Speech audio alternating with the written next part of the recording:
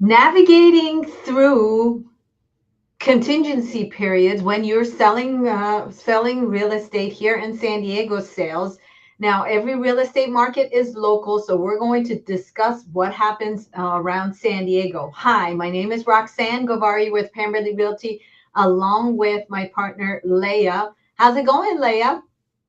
All good. It's been a long weekend, but it's all good.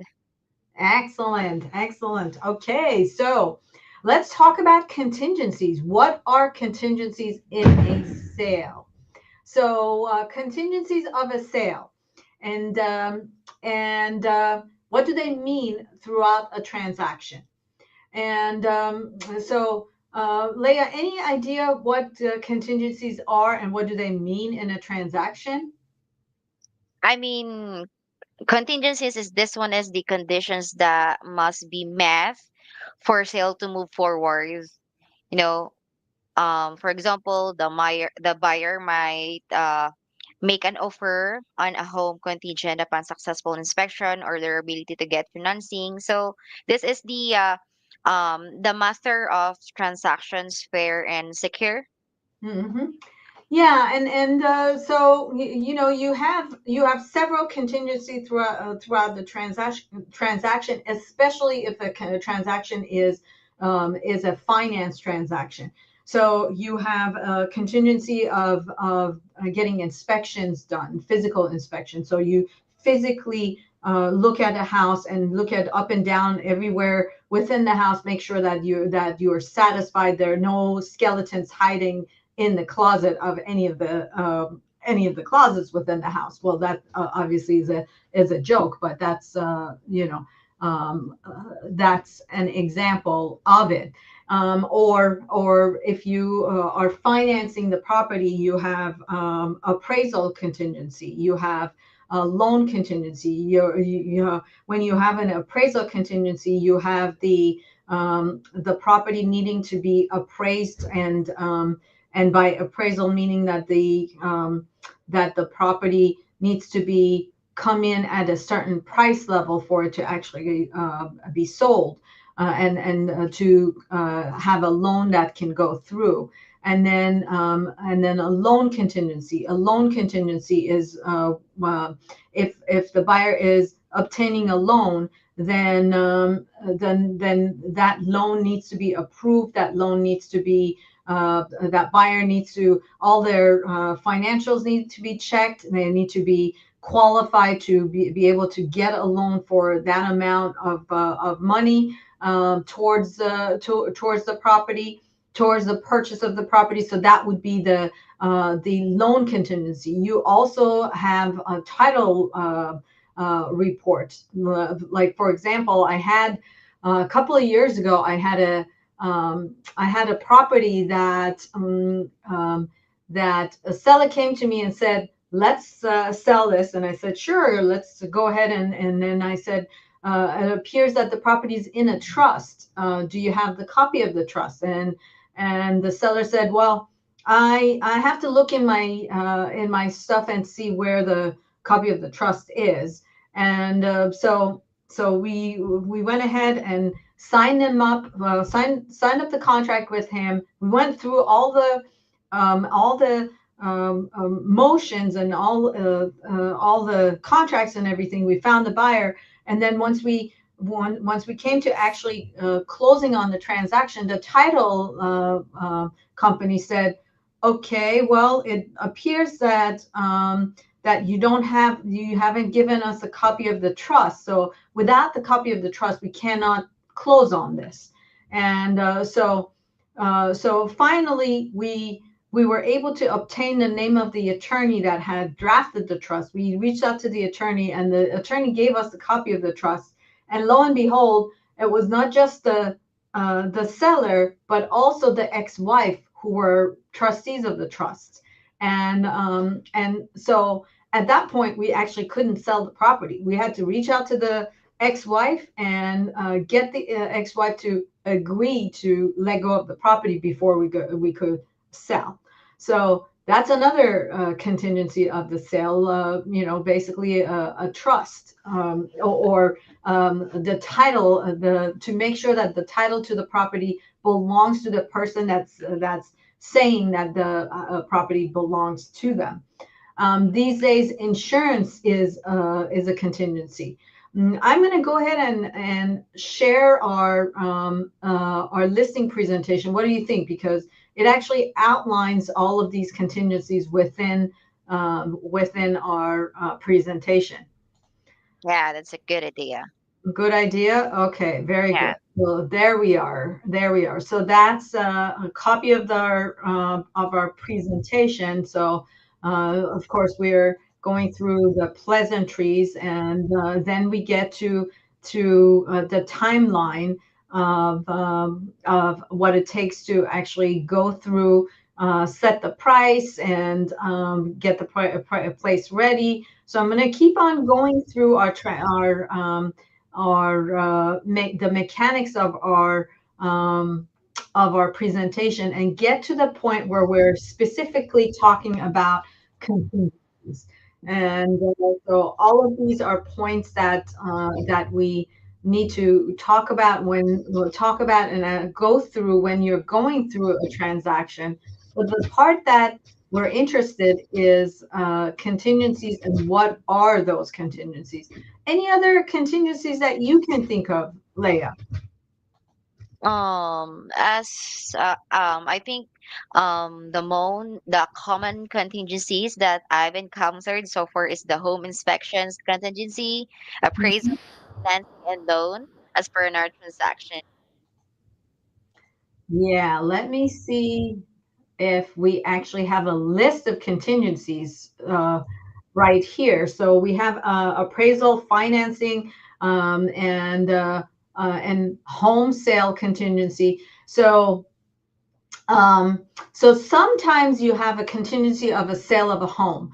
So for example, and that could be on either side of the transaction. You can have a buyer come in with a contingency of the sale of their property. In other words, they have to sell property number one in order to get to property number two. So that would be one contingency. On the other end, you could also have a contingency of seller finding replacement property, right? So you could have the seller saying, okay, I want to sell this property, but contingent upon me finding a replacement property that satisfies me.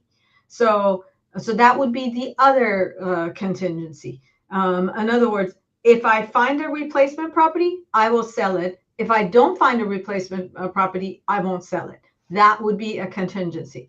Like, I will give you another example. I was talking to a client, and she was saying that she wants to move to Atlanta, Georgia, or around that area, because that area has a lot of lakes, and she wants to get a home on the lake because as desirable as California and as desirable as San Diego is, she wants to be moving to an area where there's a lot of trees and there's a lot of foliage, and things are nice and green, and also she wants to have a lakefront home, and that's we have a few lakes here in San Diego. For example, we have San Marcos Lake that you could live on. We have another man-made lake in Chula Vista that you can buy something on. But if you want to buy it for a lot less money, then you would have to leave the state. So that would be a contingency. For example, she might say, I am going to only put my house on the market here if I find a lakefront house in or around Atlanta. And if I find it, then I will release the contingency of sale of my home, and then I'm going to put my house on the market or close on the sale. So that would be another contingency. And normally, by the time you get to removal of contingency, at least that's how it is here on our California contract, you put a certain amount of money down to basically show the seller that you are committed to the purchase that you're making. So you and that typical amount is usually about 3% of purchase price. So you put the house on the market, you find a buyer, the buyer puts 3% of purchase price onto an escrow account. Then you go through your contingency periods. You look at all the disclosures that the seller gives. You do all of these contingencies that are outlined here, and then you get to a point where, okay, now you're at the end of your contingency period, and you remove your contingency. Past the removal of contingency, the buyer, if the buyer cancels the contract, that 3% of purchase price then is supposed to be released to the seller. How do you feel about that, Leah? Um, I think that is one of the common, I mean, that is one of the um um I mean, on the for the s- for on an us, like for example, the property is on the contingency, on it's on the contingent, and then the buyer is withdraw or cancel. It's really actually there is a part, um I mean, what you call this term on our end, because we have this kind of transactions before a long time ago, right, Roxanne? Yes, and usually past this period, if the buyer cancels, now you have to go back on the market. And I think what you're referring to is when I say it's the 17 days of angst. Yes. Meaning that the buyer can cancel at any point based on any of these contingencies. And as a seller, you don't really have any assurance that you're going to get to the end of the transaction. But once you get Yes. to the point and the buyer removes all their contingencies, then there is kind of a, okay, now you can breathe a sigh of relief because There you go. they have removed their contingencies, and you know that they're going to actually buy the house. Yes. Question, Roxanne. Nowadays, are we still using the short sale approval contingencies?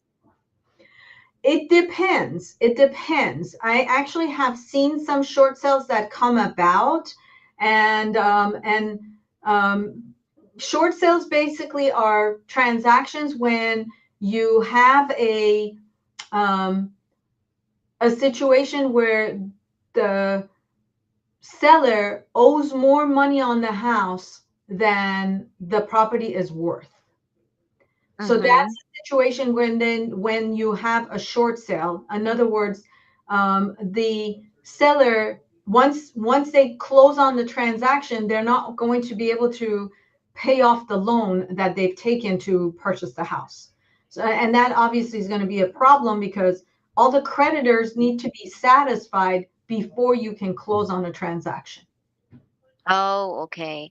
Okay. So this one is rare, but it still existed in It the still can exist. It still can exist, and the complications in that type of a situation is then we have to go back to the lender and basically negotiate that with the lender and say, let's say, Mr. and Mrs. Lender, the house is worth $1 million, and the seller owes $1 million to you, the bank. So you have to basically forgive that $100,000 and allow the seller to sell the property for $1 million. there. So that's what and that usually is not it's almost like an oxymoron. Mhm. You cannot do that in a short period of time. So short sale refers to short amount of money rather than Oh, time. So, and okay. the lender would say, okay, bring me all the documentation why the seller is asking me to forgive this $100,000. Are they in financial distress? Do they have some sort of a health condition? Do they have some sort of some sort of do they have a job loss? Do they have what's the distress situation that they're in that they have to short sell their property? Okay, I get it. So, when it comes in the contingencies, there is a lot of list. So we have this common or standard, which is the inspection, appraisal, loan, title, and then I think we also have this custom contingencies or additional like sale of buyer's property contingencies Mm-hmm. or 1031 exchange contingency. 1031 exchange is you don't have 1031 at every situation. So Mm-hmm. 1031 is comes into effect when you have a situation when you have you have a buyer that has an investment property and wants to sell that investment property in order to find another property. And so buyer can sell the property number one, move that money to property number two without having to pay any capital gains taxes. So, and I'll give you another example of a 1031 exchange that we did a couple of years ago on a transaction. There was a client of mine that had seen this property that was facing a park, and she was always like, I love this property. If it ever comes for sale, I want to buy it. So one day I was driving around in that neighborhood and I came across a for sale sign at that property, and I was like, oh my god, this property is up for sale and she really wants it. So I pick up the phone and I tell her, guess what? And she's like, what? And I said, this property that you really loved, it's on the market and you can buy it. And she's like, well, I don't have any money to buy it. And I'm like, well, but it's a great opportunity, and this is your chance to get to own it. So she said, well, I have another property down the street. How about if we sell that property and then move over the money and buy this one? And I said, well, that would work. So then we put an offer on the property in front of the park, contingent upon the sale of the other property. So then we were doing a 1031 exchange, basically selling that one and exchanging the proceeds or out of that to come over and then buy the property from right across from the park. So that would have been a 1031 exchange contingency.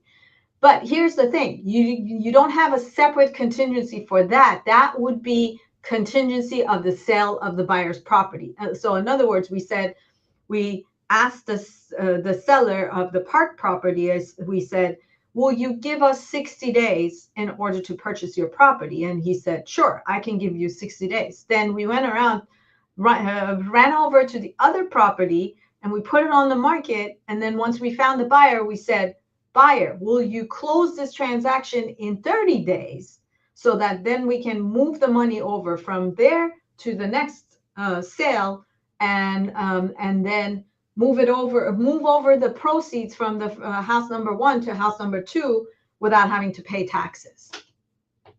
So that would still be a contingency of the sale of the buyer's property. Okay, I get it. You get So it? there's a lot of, yes, it's really clear now. That's why it's exchange contingency. Yeah. It's an exchange, exactly. It's an exchange, and Mm-hmm. you can only do that on an investment property. You cannot do that on an owner-occupied property. Mm-hmm. So another contingency is contingency of of the zone disclosure. Like for example, we have to do a zone disclosure report, right? and so that we say, where is the property located? Is it within, like, is there an airplane flight path above? Is there like a, military ordnance around, things of that sort? That's another contingency that you know exists. Or for example, if there's certain areas within San Diego that have some nuances. For example, Tierra Santa used to be a shooting range for the military. So they say that if you're buying within Tierra Santa, you have to disclose as part of the zone disclosure that you might find a shell of explosives in that area. Or for example, in La Jolla, there's areas of La Jolla where there's erosions to the hillside. So if you're buying in La Jolla, you have to make sure that your property doesn't fall into the ocean. Mm-hmm. So those are some of the contingencies that you have to investigate and make sure that what you're buying doesn't go through natural disasters and you lose the property that you're buying. Okay, right. So I get it. So when it comes to zoning contingency, it's more on useful for the buyers who are planning to operate a business or redevelop the property. Or just to make sure that the property is safe after they buy it. Oh, okay, okay. Yeah, so that it doesn't, they don't lose all their money because the property went, you know Yes. uh, basically got something drastic happened to it, where and they lose all their money. Mm-hmm. All right, well, let's leave it at that, and so let's ask our audience for some love. What do you think? Yes. Um, a love, a like, and subscribe, and also a share, of course. Yes. So if you are thinking of buying or selling within San Diego or anywhere in the US, please reach out to me on my phone number. And my partner Santi is not here today, and Leah is kind enough to cover for him. But you can also reach out to Santi. There's his phone number. And also, you can reach out to us via an email. You can reach out to us via Instagram, or you can reach out to us on our website at Pemberley Realty, right? And if you are watching us on YouTube, Leah, what should I do? Don't forget to hit the like, subscribe, follow, and comment, and share this inspirational. There's a lot of inspirational and educational videos there under Pemberley Realty. And thank you so much for joining us, and make it a great day.